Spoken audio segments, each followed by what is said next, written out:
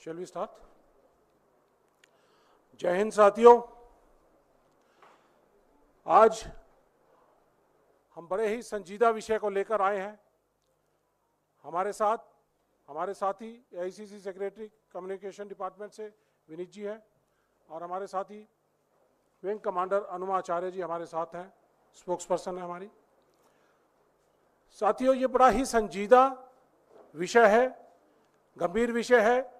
हमारी सेना से, हमारे सेना के सम्मान से, सैनिकों के सम्मान से जुड़ा हुआ मुद्दा है और कांग्रेस पार्टी तहे दिल से इसको एक्सेप्ट करती है कि हमारी सेना देश की धरोहर है और सेना के ऊपर उठाया गया कोई भी बात वो किसी भी नागरिक के हक में नहीं होती। हमारे सारे नागरिक इसे अपनी सेना मानते हैं और उसके सम्मान के लिए, अपने सैनिकों के लिए, अपने शहीदों के लिए, उसके लिए जी जान लुटाने के लिए तैयार है। साथियों, पार्लियामेंट के अंदर कई वक्तव्य आए अग्निवीर और अग्निपथ स्कीम। मोटे तौर पे हम अग्निपथ स्कीम की बजाय इसको अग्निवीर बोल दिया जाए, क्योंकि ज़्यादातर लोग समझते हैं कि अग्निवीर इसके ज़रिए जो सैनिक बनते हैं, तो अग्निवीर के तौर पे ये ज़्यादा कॉमनली नोन है। तो ये मुद्दा पार्लियामेंट के अंदर भी और पिछले 2 साल से कांग्रेस पार्टी और हमारे जननायक राहुल गांधी जी लोगों से संवाद करने के बाद, पूरे देश में भारत जोड़ो न्याय यात्रा में संवाद करने के बाद, इस मुद्दे को पूरी तरह से समझने के बाद, लोगों की भावनाओं को जानने के बाद एक फैसले पर आए कि अग्निपथ योजना को हमने खत्म करना है, अग्निवीरों को रेगुलर करना है और पुरानी स्थायी प्रक्रिया, भर्ती प्रक्रिया को लागू करना है और जो 1.5 लाख अभ्यर्थी जो सिलेक्ट हो चुके थे उन लोगों को हमने स्थायी प्रबंधन करना है। तो ये हमारा एक न्याय पत्र में दिया हुआ फैसला है। कांग्रेस पार्टी इसके लिए पूरी तरह से अडिग है। लेकिन संसद में हमारे रक्षा मंत्री राजनाथ सिंह जी ने आधी अधूरी जानकारी देश के सामने, संसद के पटल के सामने रखी, जिसकी वजह से एक बहुत बड़ा कंफ्यूजन का माहौल पैदा हो गया। Rahul Gandhi ji leader of opposition है, कांग्रेस पार्टी विपक्ष की प्रिंसिपल ऑपोजिशन पार्टी है। हमारी जिम्मेदारी बनती है कि हम लोगों के मुद्दों को, सेना के, देश की सुरक्षा के मुद्दों को, सैनिकों के मुद्दों को और अग्निवीरों के साथ जो भेदभाव हो रहा है, सेना के साथ जो भेदभाव हो रहा है, इन मुद्दों को उठाएं। हमारा बुनियादी रोल है सवाल पूछना, सवाल का जवाब देना। जिम्मेदारी बनती है सरकार की, मौजूदा सरकार की। जो लड़ाई लड़ी इलेक्शंस के दौरान, उसके अंदर जो मैंडेट आया 12 से लेके और 22% तक डिफरेंस इनकी वोट्स कम हुई, तो उसके अंदर एक अहम मुद्दा अग्निपथ स्कीम भी थी, क्योंकि देश ने इसको खारिज कर दिया था। आज मैंडेट उनके खिलाफ है, 80 से ज्यादा सीटें वो हार चुके हैं और इसलिए हमारी और नैतिक जिम्मेदारी बन जाती है कि जिन मुद्दों को लेकर हम चुनाव में गए थे उन मुद्दों को संसद में भी उठाएं, क्योंकि हमने वायदा किया है हम सड़क से संसद तक लड़ाई लड़ेंगे, जनता की लड़ाई लड़ेंगे। साथियों, बात आई अग्निवीर को क्या दिया जाता है और अग्निवीर को क्या नहीं दिया जाता। राहुल जी का मुद्दा है कि देश की सेना के साथ, सैनिकों के साथ, शहीदों के साथ भेदभाव नहीं होना चाहिए। 2 तरह के सैनिक नहीं होने चाहिए, 2 तरह के शहीद नहीं होने चाहिए। अग्निवीर शहीद को कुछ सम्मान और रेगुलर सैनिक को कुछ और सम्मान। ये हमारे देश की ना तो परंपरा रही है और ना कांग्रेस पार्टी की नीति रही है और परंपरा रही है। तो इसलिए हम इस सवाल को उठाएंगे और इस सवाल को उठाया और इस सवाल को छोटा ना बनाएं। ये एक अजय सिंह का मामला नहीं है। जो लुधियाना से आता है, रामगढ़ सरदारा का रहने वाला लैंडमाइन का शहीद है, ये उसका मामला नहीं है। उसके साथ साथ 13 जो अग्निवीर शहीद हुए हैं उनका मामला है। उनको क्या सरकार ने दिया, क्या नहीं दिया, उसके बारे में आप बाद में बताएंगे। लेकिन 13 अग्निवीर जो शहीद हुए हैं उनको, ये 1,20,000 अग्निवीर जो सेवारत हैं सेना में, ये उनका मामला है। ये 80,000 ट्रेनिंग सेंटर्स के अंदर जो अग्निवीर की ट्रेनिंग ले रहे हैं, ये उनका मामला है। ये देश की सेना का सुरक्षा का मामला है। तीनों सेनाओं ने कहा था कि ये हमारे लिए चौंका देने वाली बात है। अग्निवीर की जो स्कीम है, जनरल नरवाने ने अपनी बुक के अंदर लिखा है और माना है, ये तीनों के लिए चौंका देने वाली बात थी। बहुत भेदभाव है। हमने नहीं सोचा था कि सेना के अंदर ऐसा भी भेदभाव कभी होगा। साथियों, ये स्कीम शुरू दिन से हम कह रहे हैं, हमारे नेता कह रहे हैं, राहुल जी कह रहे हैं, ये नॉन स्टार्टर है, बिना पायलट प्रोजेक्ट के की गई है, बिना सोचे समझे की गई है। ये प्रधानमंत्री कार्यालय द्वारा थोपी गई हुई योजना है। ये देश की तीनों चीफ्स ने इसको नकार दिया था। ये ऐसी योजना है तो ये हमारे ऊपर लाए क्यों? ये प्रधानमंत्री कार्यालय द्वारा थोपी हुई योजना है। ये देश की सेनाओं द्वारा मांगी हुई योजना नहीं है। साथियों, यहां पर एक और बात जो सामने आती है कि राजनाथ सिंह जी ने कहा कि हम 1 करोड़ रुपया दे रहे हैं। पॉलिसी है, अग्निपथ योजना की टर्म्स एंड कंडीशंस के अंदर कहा गया है, ये पॉलिसी है हमारे पास।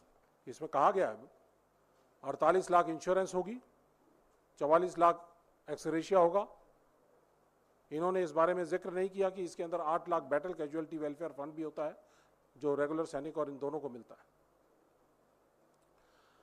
लेकिन वहां पर आधी अधूरी बात करते हैं, आधा अधूरा सत्य, अर्ध सत्य हमारे रक्षा मंत्री जी ने पार्लियामेंट के पटल पर रखा और उन्होंने ये नहीं बताया कि अग्निवीरों को 1 करोड़ शहादत होने पर देते हैं और रेगुलर सैनिक को 2.43 करोड़ से ज्यादा मिलता है। अगर वो सिपाही के रैंक में 15 साल की सर्विस करता है तो उसको 2.43 करोड़, और अगर 17 साल या 24 साल नायक या हवलदार के रैंक में करता है तो उसको तकरीबन 2.85 करोड़ के आसपास मिलता है।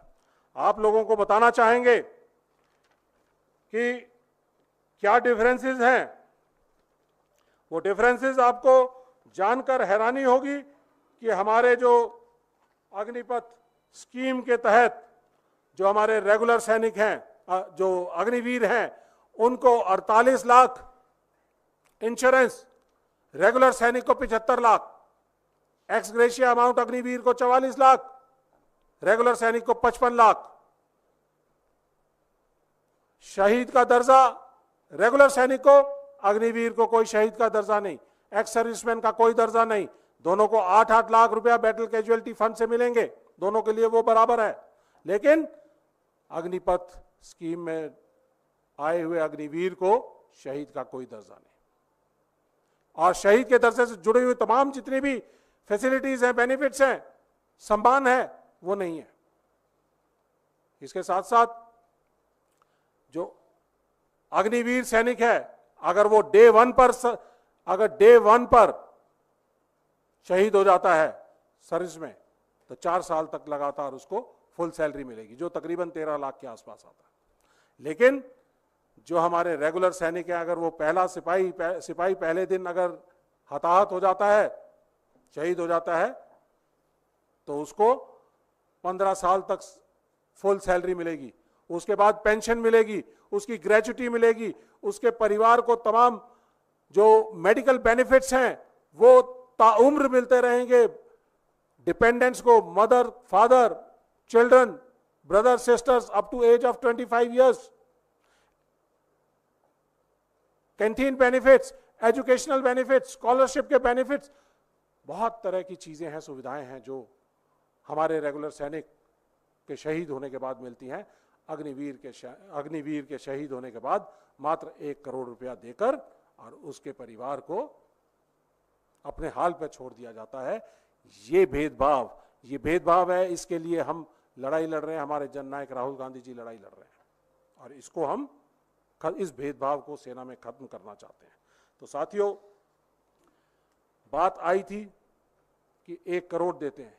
मैंने आपको बताया ये 1 करोड़ का मसला नहीं है। ये सेना में हमारे जवानों का, हमारे सैनिकों के मान और सम्मान का उसकी बात है।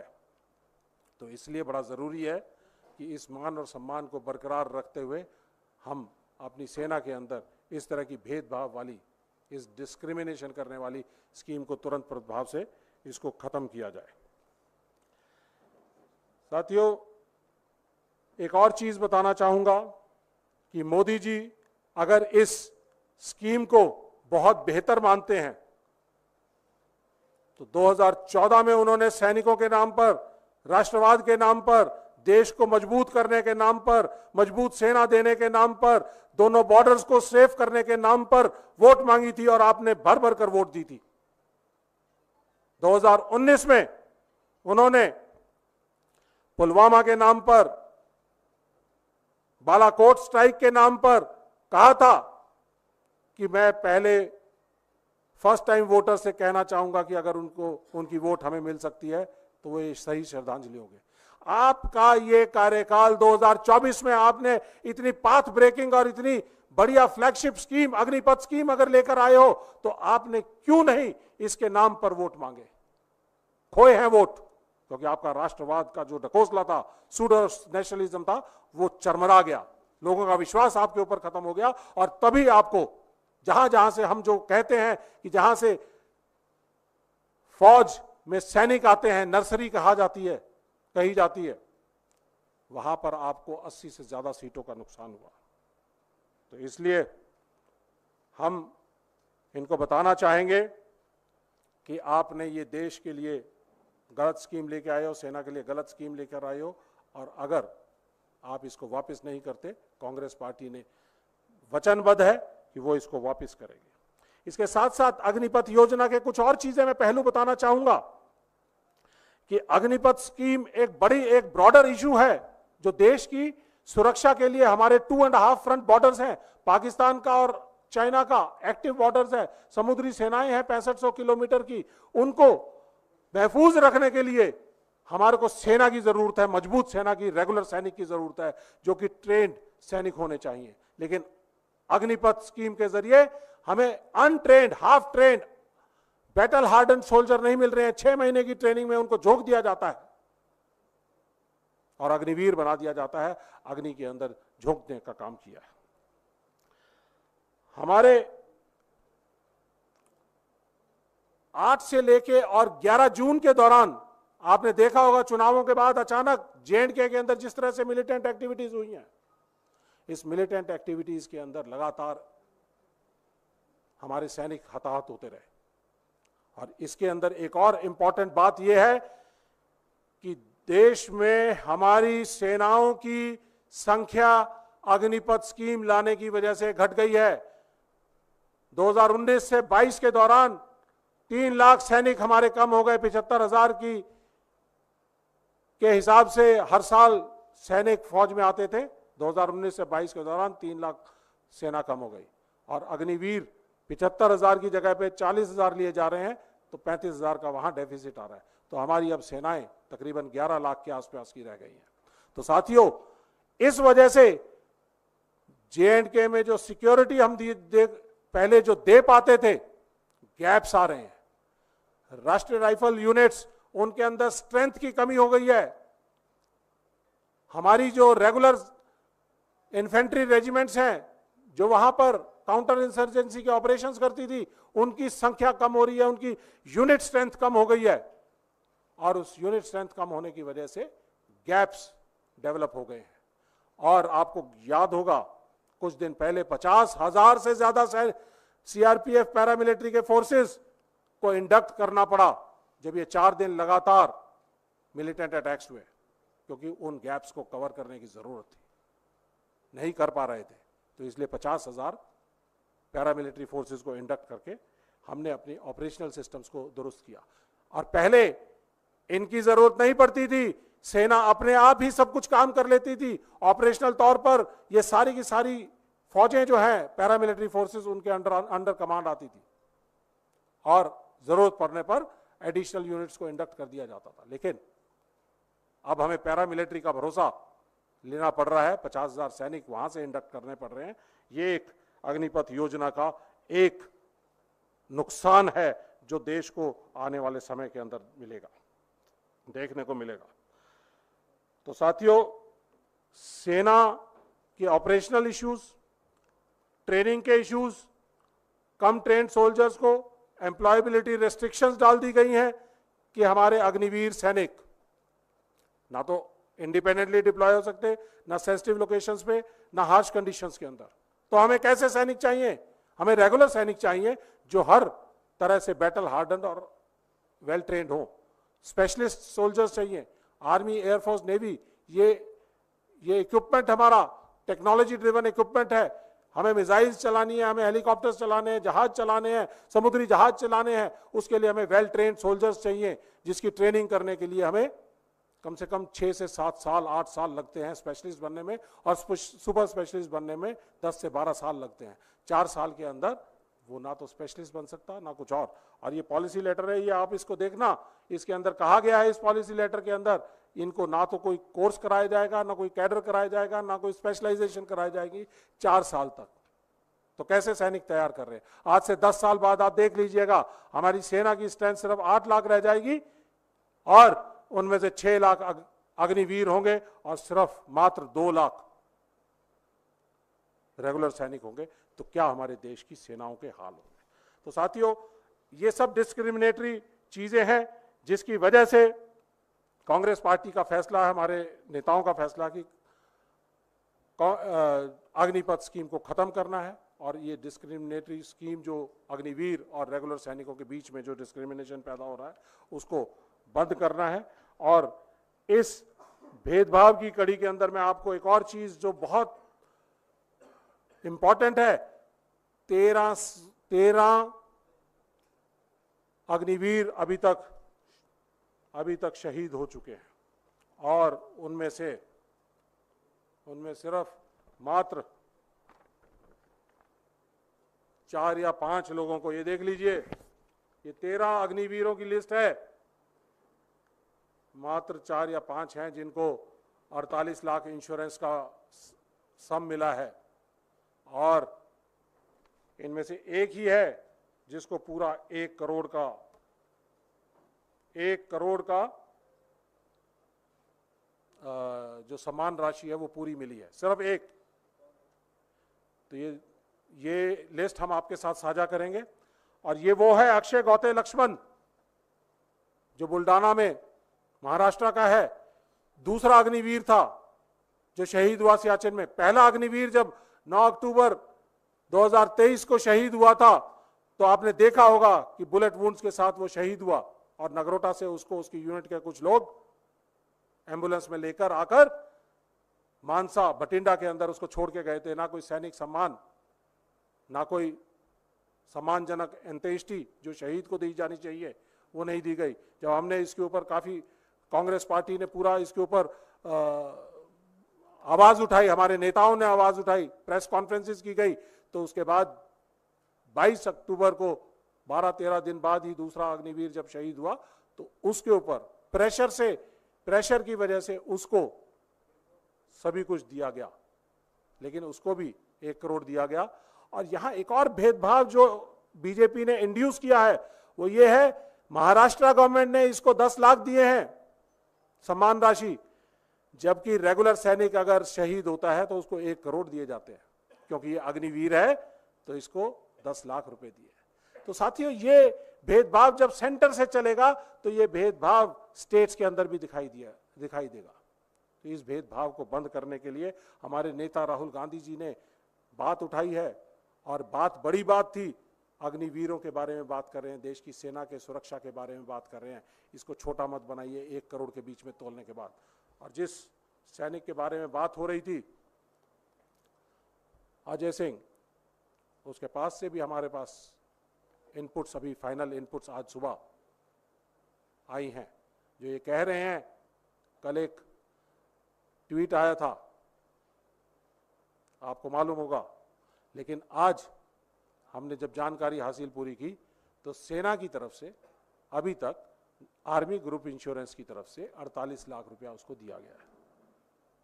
बाकी का जो भी पैसा उसको मिला है वो स्टेट गवर्नमेंट से और बाकी और दूसरे जगहों से मिला है। लेकिन सेंट्रल गवर्नमेंट ने जो राजनाथ सिंह जी ने कहा था कि 1 करोड़ दिया है, वो गलत कहा था, 48 लाख। तो साथियों, पंजाब के अंदर ही 3 लोग ऐसे हैं। पहला शहीद अमृतपाल, जिसको अभी तक कुछ नहीं मिला, अजय सिंह, जिसको सिर्फ 48 लाख मिला, और सुखजिंदर सिंह, जो कि 15 अप्रैल को इसकी डेथ हुई थी उरी सेक्टर के अंदर मिलिटेंट अटैक के अंदर, और उसको भी अभी तक एक भी पैसा ना तो इंश्योरेंस का, ना एक्स ग्रेशिया का, ना बैटल कैजुअलिटी फंड का मिला है। उसके परिवार ने दिखाया है, ये एप्लीकेशन है उनकी, ये हमारे पास आज सुबह आई हैं बरनाला से। तो साथियों, जो कहा जाता है, दिखाया जाता है मोदी सरकार द्वारा, रक्षा मंत्री द्वारा, वो सही नहीं है। तो आपसे हम ये चीजें साझा करेंगे, आपको बताएंगे। और साथियों, हमने अंत में ये जब इतनी सारी चीजें बातें आई हैं, तो हम सवाल करते हैं इस सरकार से कि आपने why there is a discrimination between Agniveers and regulars while in service, service के दौरान भी और उनकी शहादत के दौरान भी। अगर 13 अग्निवीर लोग शहीद हुए हैं पिछले 1 साल के ऑपरेशंस के दौरान, तो जवाब दीजिए, पिछले 1 साल में जून 2023 से लेके और आज तक, जब से अग्निवीर सेना में ऑपरेशनल हुए हैं, तब से आज तक कितने अग्निवीर शहीद हो चुके हैं और कितने रेगुलर सैनिक शहीद हो चुके हैं, और अग्निवीर सैनिकों को क्या दिया जा रहा है और रेगुलर सैनिकों को क्या दिया जा रहा है, अग्निवीर सैनिकों को क्या नहीं दिया जा रहा है, ये भी बताइए। और 13 जो अग्निवीर जो डेथ हुई हैं, उनके रीजंस भी बताइए। अगर दिए जा रहा है तो उनको पूरा अमाउंट दिया जाए, पूरा सम्मान दिया जाए, और उनको सम्मानजनक अंत्येष्टि जो कि एक शहीद की होनी चाहिए, वो आपने 13 के 13 अग्निवीर को दी है या नहीं दी है, और अगर नहीं दी है तो क्यों नहीं दी है। और अगर आप ये कहना चाहते हो कि वो 4 या 5 क्वालिफाई करते थे, बाकी 8 या 9 क्वालिफाई नहीं करते थे, तो आपको बताना पड़ेगा, मानना पड़ेगा कि अगर वो क्वालिफाई नहीं करते थे तो क्यों नहीं करते थे। क्वालिफाई इसलिए नहीं करते थे, अलग अलग रिपोर्ट्स आती हैं कि संदिग्ध हालत में उनकी मृत्यु हुई, गन वुंड से, बुलेट वुंड से उनकी मृत्यु हुई। अगर आप उसको सुसाइड मानते हो या कोई और वजह मानते हो, अगर आप ये कहते हो कि 13 में से 4 ही या 5 ही शहीद हैं और बाकी 8 या 9 सुसाइड केस हैं, तो हमें बताना पड़ेगा, आपको जवाब देना पड़ेगा कि 8 या 9 सुसाइड्स कैसे हुए, क्या हालात थे, किन हालातों के अंदर उनके सुसाइड्स हुए, क्या उनकी ट्रेनिंग एडिक्वेट थी, क्या उनका मेंटल प्रेशर झेलने की ताकत उनके अंदर थी, मेंटली रॉबस्ट थे, फिजिकली रॉबस्ट थे। सीधे ही ट्रेनिंग के बाद, 6 महीने की बेसिक ट्रेनिंग के बाद उनको आपने ऑपरेशनल कंडीशंस के अंदर झोंक दिया। आपको जवाब देना पड़ेगा कि 8 या 9 ये अगर सुसाइड्स हैं तो क्यों हैं। और मेरी 26 साल की नौकरी है, जब 47 साल की उम्र में फौज छोड़कर आया था, मैंने अपनी 26 साल की नौकरी के अंदर एक सुसाइड देखा था सिर्फ। सुसाइड फौज में नहीं होते हैं, ट्रेंड सोल्जर कभी सुसाइड नहीं करता है। अगर ये 8 या 9 सुसाइड हो रहे हैं तो इसका मतलब कि वो मेंटली स्ट्रांग नहीं हो पा रहे हैं। ट्रेनिंग उनको मेंटली स्ट्रांग करती है, रोबस्ट करती है, और हर तरह के हालात को झेलने के लिए ताकत देती है। तो इसका मतलब कमजोर सैनिक देश को दिए जा रहे हैं, जो सही नहीं है। और हम इन सब बातों के ऊपर, अग्निवीर योजना के ऊपर, इस भेदभाव के ऊपर, अग्निवीर वर्सेस रेगुलर्स के ऊपर और सुसाइड्स के ऊपर, शहीदों के ऊपर, उनके एमोल्यूमेंट्स के ऊपर, उनके सम्मान के ऊपर, इस सारे के ऊपर सरकार से डिमांड करते हैं कि आप व्हाइट पेपर लेके आइए, सारे देश को बताइए, गुमराह मत करिए पार्लियामेंट के अंदर आधा अधूरा अर्ध सत्य बताकर। व्हाइट पेपर लेकर आइए, देश को बताइए ये सेना मेरी भी है, इनकी भी है, आपकी भी सेना है, हम अपनी सेना के साथ भावनाओं से जुड़े हुए हैं। तो इसलिए बताइए, देश के हर नागरिक का अधिकार है जानना कि हमारी सेना के साथ क्या हो रहा है, हमारे देश की सुरक्षा के साथ क्या हो रहा है।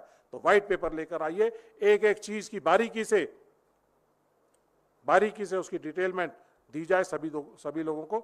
ये हम आप लोगों से के सामने, आप लोगों के जरिए हम डिमांड करते हैं सरकार से।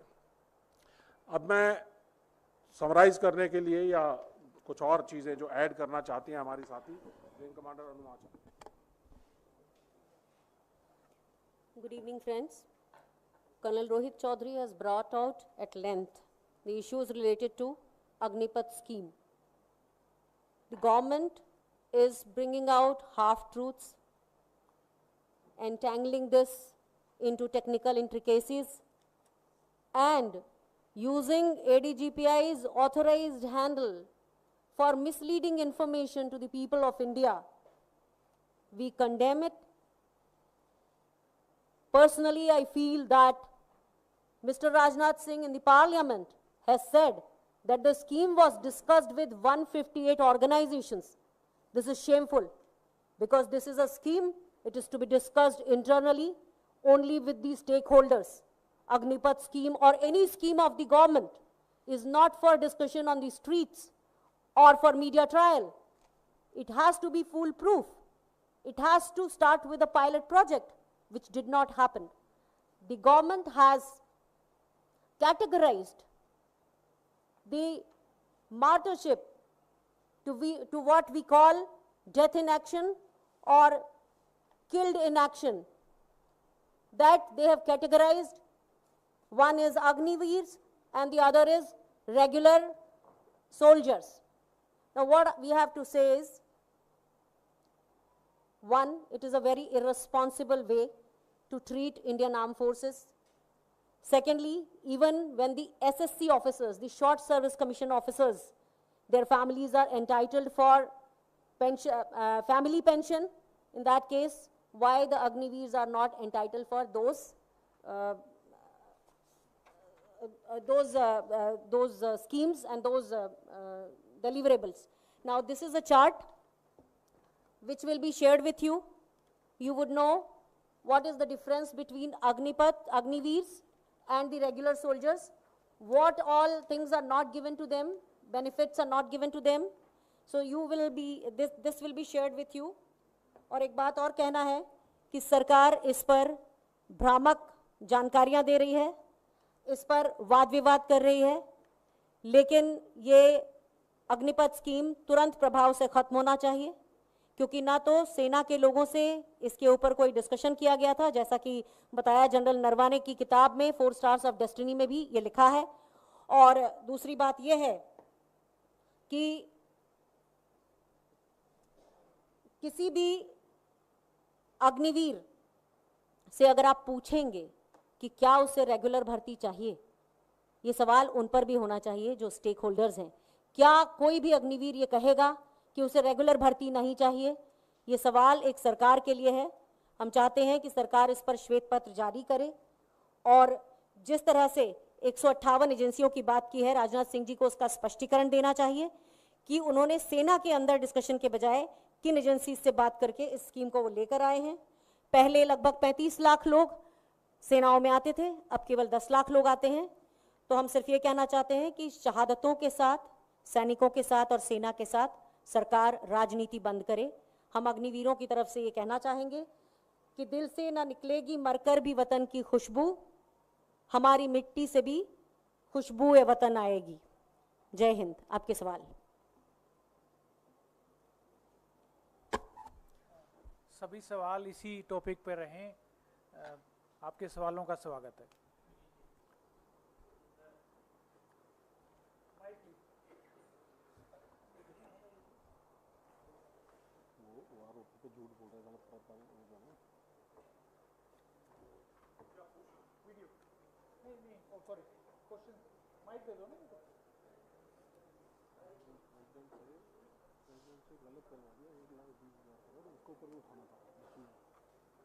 झूठ बोल गया, बोल दूं?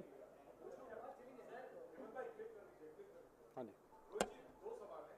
पहला तो जो 13 अग्निवीर को लेकर के जो आप दावा कर रहे हैं कि इतने, सर पहला सवाल ये है कि वो 13 अग्निवीरों को,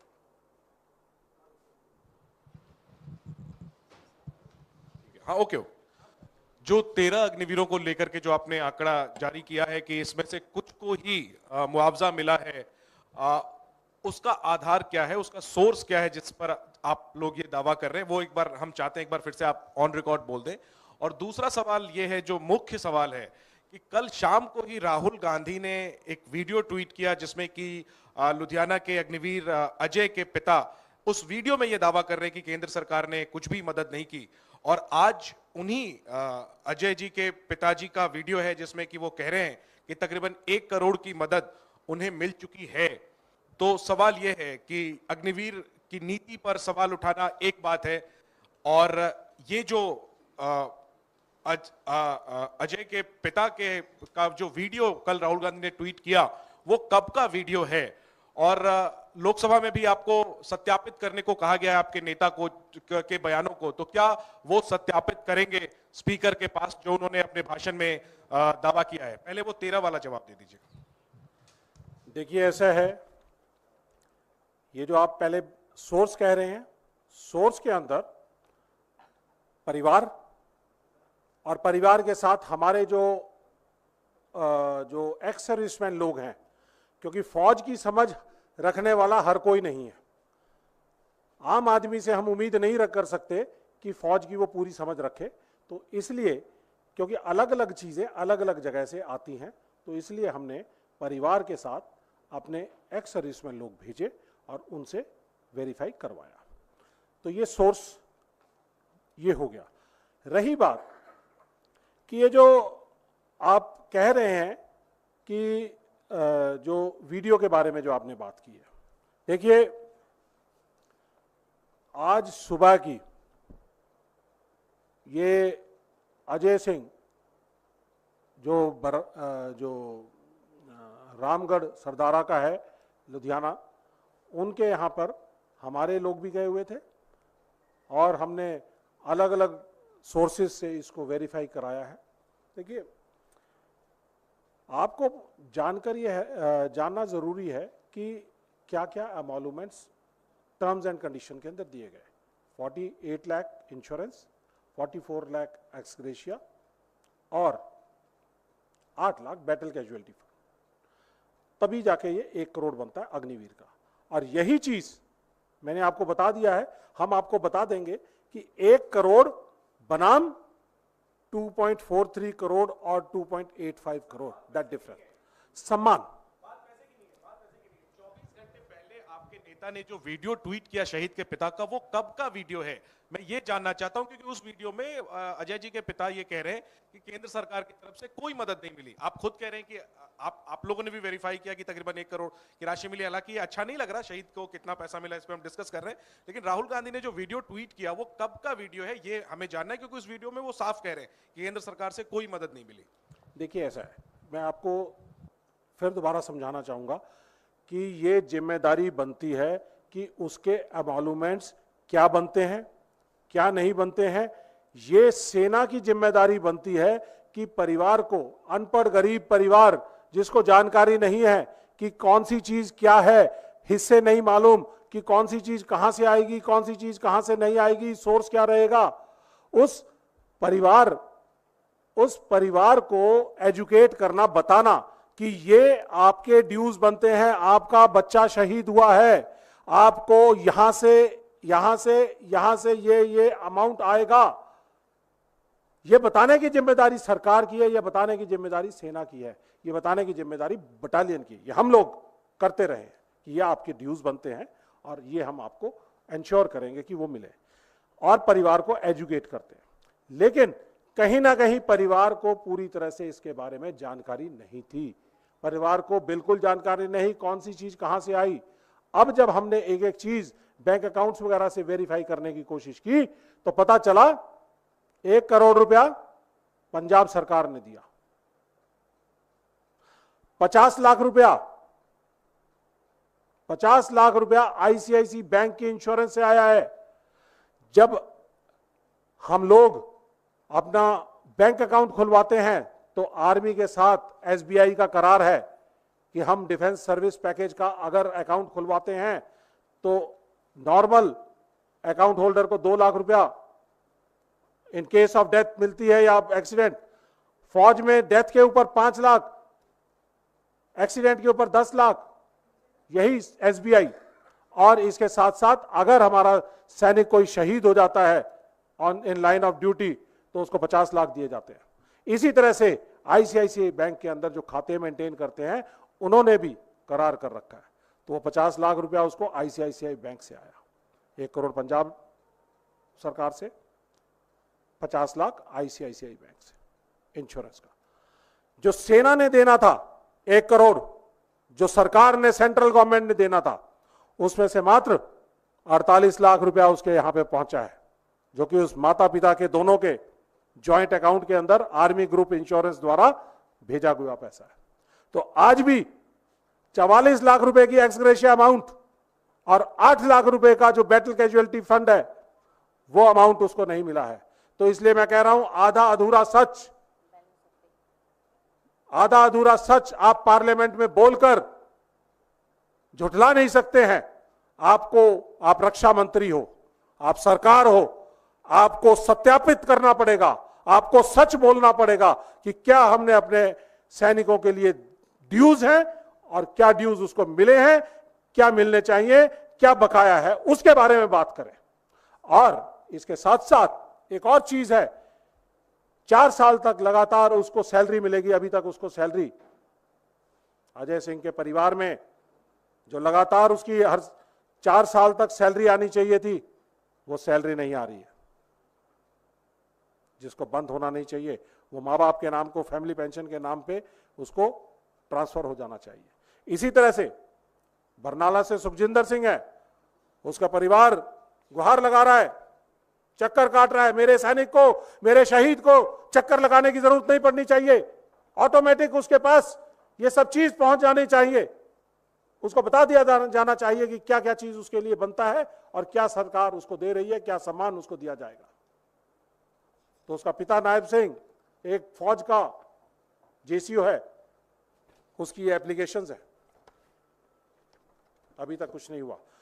तो झूठ ना बोलिए, इसीलिए हम चाहते हैं कि व्हाइट पेपर लेके आइए। ये जो 11 लोग का नाम है इसके अंदर, 2 लोगों का नाम हमने अभी नहीं डाला है, वो डालेंगे। 11 लोग हैं, जिनमें से पहला है पंकज चौहान, 48 लाख उसे मिले हैं मात्र। अमृतपाल कुछ नहीं, पहला अग्निवीर शहीद। दूसरा अर्पनावी नायर कुछ नहीं, प्रदीप कुमार कुछ नहीं, अजय सिंह सिर्फ 48 लाख। स्टेट गवर्नमेंट ने जो दिए 1 करोड़ वो अलग, 50 लाख आईसीआईसी बैंक की इंश्योरेंस वो अलग। अनुज सिर्फ 2.5 लाख, यूनिट ने उसको 2.5 लाख दिए हैं, कह दिया कि आप सुसाइड केस है, सिर्फ 2.5 लाख। बुलेट वुंड से इसको बताइए, संदिग्ध हालत में अगर इसकी मौत हुई है तो क्यों हुई है, क्या कमियां रह गई थी हम इसकी ट्रेनिंग के अंदर कि वो मेंटली स्ट्रांग नहीं हो पाया, क्या हालात थे जिनकी वजह से नहीं हो पाया। सुखविंदर सिंह कुछ नहीं मिला पंजाब से। जितेंद्र सिंह राजस्थान से है, शायद एनडीटीवी वाले कुछ लोग जाकर उसके घर जाके पिक्चर भी बना कर आए हैं, उसे बाइट्स भी लेकर आए हैं। ऐसे ही बाइट्स और मीडिया पहुंचा हुआ था आज अजय सिंह के घर भी, तो वो लेकर आए हैं और उन्होंने बताया है कि ये बुलेट वुंड्स के साथ उसका 15 अप्रैल के आसपास उसकी मौत हुई थी, शहीद हुआ था, J&K के अंदर वो शहीद हुआ था, लेकिन अभी तक उसके पास एक भी पैसा ना तो ट्रांसफर हुआ है ना कुछ और। तो साथियों, ये बहुत बहुत दुख की बात है कि जब हमारे सैनिकों के साथ भेदभाव हो और सैनिकों के साथ जो उनका सम्मान है, ये सुप्रीम सैक्रिफाइस है, ये कोई मुआवजा नहीं है, ये कोई कॉम्पनसेशन नहीं है, ये सुप्रीम सैक्रिफाइस है। वो अपना सर्वस्व बलिदान करता है अपने देश के नाम पर। ये हमारी एक नागरिक होने के नाते जिम्मेदारी बनती है कि अपने सैनिक और सेना का सम्मान करें और उस सैनिक के परिवार को ताउम्र सलाम करें और उसका रखरखाव करें। और सवाल? सर, आप कह रहे हैं कि 48 लाख मिला। ADG-PI इंडियन आर्मी की तरफ से जो ट्वीट किया गया उसमें 98.39 लाख बताया गया, और इसके अलावा एक्स ग्रेसिया और दूसरे बेनिफिट जो होते हैं उसको कुल मिलाकर 1 करोड़ 65 लाख देने की बात की जा रही है। 65 लाख अभी दिया जाएगा, ऑलरेडी 98 लाख दिया जा चुका है। तो जो आप कह रहे हैं इंडियन आर्मी का दावा, क्या इंडियन आर्मी झूठ बोल रही है या गलत तथ्य पेश कर रही है? देखिए, ऐसा है, मोदी सरकार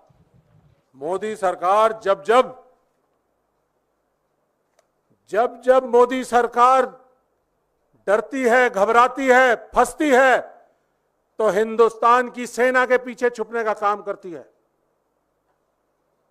और उन्होंने ADG-PI से जो ये ट्वीट करवाया है, ये ट्वीट हमने भी देखा है, ये है ट्वीट। इस ट्वीट के अंदर उनको चाहिए, हम आपके जरिए कहना चाहेंगे कि ये जो 98 लाख रुपीस दिए हैं, हम ऑपोजिशन है, हम सवाल करेंगे। हमारी जिम्मेदारी बनती है कि अपने शहीद परिवारों को उनका ड्यूज पूरा करवाएं। हम उस परिवार को जो पता चला 48 लाख उनको मिले हैं इंश्योरेंस के, और ये 98 लाख कैसे बने, ये ADG-P&I को बताना पड़ेगा और बताना चाहिए। और हम जानना चाहेंगे कि जब अग्निपथ की जो पॉलिसी है उसके अंदर देख लीजिए, क्लोजअप लेके देख लीजिए, यहां पर लिखा हुआ है, अच्छी तरह से देख लीजिए और सवाल करिए ADG-P&I से। मैं सैनिक हूं, लेकिन जो भी गलत चीज होगी उसके बारे में हम सवाल करेंगे, जवाब देना उनका अधिकार है, वो बताएंगे। इसमें लिखा हुआ है बड़ा clearly, death in service on bona fide duty, insurance 48 lakh, one time ex gratia 44 lakh, full pay up to 4 years, और जो सेवानिधि है उसका बचा हुआ हिस्सा, वो सब कुछ उसको दिया जाएगा, तमाम जो उसका एक्यूमुलेटेड प्रोविडेंट फंड है। तो साथियों, मैं ये ADG-P&I से भी, हमारे सेना से भी जानना चाहूंगा, एजुकेट होना चाहूंगा कि जब सेना कहती है, पॉलिसी कहती है कि ये 92 लाख होंगे और 8 लाख बैटल कैजुअलिटी फंड के बारे में जिक्र नहीं किया, तो वो 8 लाख बैटल कैजुअलिटी फंड होगा, 1 करोड़ होगा। तो ये 1 करोड़ से 1 करोड़ 67 लाख कैसे बना, मैं ये सवाल करना चाहूंगा। फौज में हम 1 रुपया भी किसी की सैलरी या पेंशन या कोई और चीज या एमोलूमेंट या बेनिफिट एक्स्ट्रा नहीं दे सकते। तो आपने 1 करोड़ को 1 करोड़ 60 लाख या 67 लाख कैसे बनाया, ये मैं जानना चाहूंगा। और अगर प्राइवेट बैंक्स अगर कोई आपको इंश्योरेंस दे रहे हैं, क्या वो पैसा भी आप अपने साथ जोड़कर 1,67,000 बनाने की कोशिश कर रहे हैं, या प्राइवेट ऑर्गेनाइजेशन जो अपने शहीद को सम्मान देना चाहती हैं, तो क्या वो पैसा भी इसके अंदर जोड़ा जा रहा है? 1 करोड़ से 1 करोड़ 67 लाख कैसे बना, मैं ADG-P&I से साफ साफ पूछना चाहूंगा। Be straight on your back, do not lie down.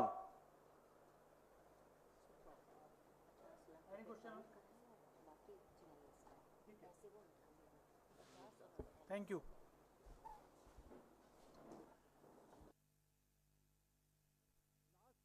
Last में मैं जरा अपनी बात खत्म करने से पहले, क्योंकि आप सब लोग हमारे बड़े प्रिय मीडिया कर्मी हैं और हमारे राहुल गांधी जी ने बड़ी मेहनत से पिछले 2 साल से बात उठा रहे थे। तो इसलिए ये लौ आपके अंदर भी जलती रहनी चाहिए। हमारा मकसद, देखिए साथियों, 2 बातें हैं बड़ी इंपॉर्टेंट, कि ये सैनिकों और सैनिकों के सम्मान की बात थी, इसलिए बड़ा जरूरी है। शान हो तुम वतन की, सजदा तुम्हें हमारा, खून देकर तुमने तिरंगे की बुलंदियों को है निखारा। ये है हमारी भारतीय सेना, वर्ल्ड की नंबर 1 सेना। उसके लिए मैं सजदा करना चाहूंगा, धन्यवाद करना चाहूंगा। जो भी कुछ आज हम हैं उसी सेना के बदौलत है। और आखिरी बात यह है, जो राहुल गांधी जी ने आवाज उठाई है सड़क से संसद तक, उसको आगे तक उस लॉ को लेकर चलने की जिम्मेदारी हम सब की है। और दुष्यंत कुमार की कुछ लाइनें हैं, वो पढ़ना चाहूंगा आपके लिए। हो गई है पीर पर्वत सी पिघलनी चाहिए, इस हिमालय से कोई गंगा निकलनी चाहिए। सिर्फ हंगामा खड़ा करना मेरा मकसद नहीं, मेरी कोशिश है कि ये सूरत बदलनी चाहिए। मेरे सीने में नहीं तो तेरे सीने में सही, हो कहीं भी आग, ये आग जलनी चाहिए। ये राहुल गांधी जी जो अपने सीने में लोगों की भावनाओं की, लोगों के जज्बों की आवाज लेकर सड़क से संसद तक लड़ाई लड़ते लड़ते एलओपी बने हैं, ये उनकी आवाज, उनके पास उनकी आवाज में ये लॉ है और लॉ जलती रहेगी। हम सब लोग की भी जिम्मेदारी है, हमारे पास भी और हमारे अंदर भी ये लॉ जलती रहे। बहुत बहुत धन्यवाद।